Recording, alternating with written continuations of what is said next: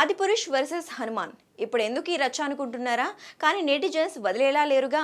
హనుమాన్ సినిమాను ఆదిపురుష్తో పోల్చడం టీజర్తోనే మొదలైంది.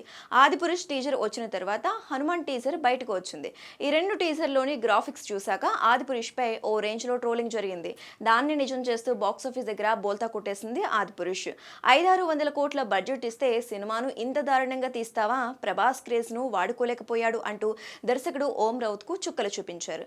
ఇక ఇప్పుడు హనుమాన్ రిలీజ్ అవ్వటం, సినిమాకు హిట్ టాక్ రావటం, గ్రాఫిక్స్ విషయంలో బడ్జెట్కు మించిన అవుట్పుట్ ఉండటంతో మరోసారి ఆదిపురుష్ డైరెక్టర్ను ఆడుకుంటున్నారు. హనుమాన్ సినిమాకు మేకర్స్ ఖర్చు పెట్టింది మహా అయితే 20 కోట్లకు అటు ఇటుగా ఉంటుంది. కానీ అవుట్పుట్ మాత్రం 100 కోట్లకు పైగా ఉంది. ఇంత తక్కువ బడ్జెట్తో అంత క్వాలిటీని ఎలా రాబట్టాడో ఓం రావు తెలుసుకోవాలని కామెంట్స్ చేస్తున్నారు. సినిమా అంటే ఇలా తీయాలి, ఆదిపురుష్ సినిమాను ప్రశాంత్ వర్మ తీయాల్సిందని ట్రోల్స్ చేస్తున్నారు. హనుమాన్ సినిమా చూసిన తెలుగు ఆడియన్స్ అసలు ఆదిపురుష్తో పోలికే వద్దంటున్నారు. ఆ ఎమోషన్స్, బీజిఎం, క్లైమాక్స్ అదిరిపోయాయని, సంక్రాంతికి పర్ఫెక్ట్ ఫ్యామిలీ సినిమా అంటూ హనుమాన్పై ప్రశంసల వర్షం కురిపిస్తున్నారు.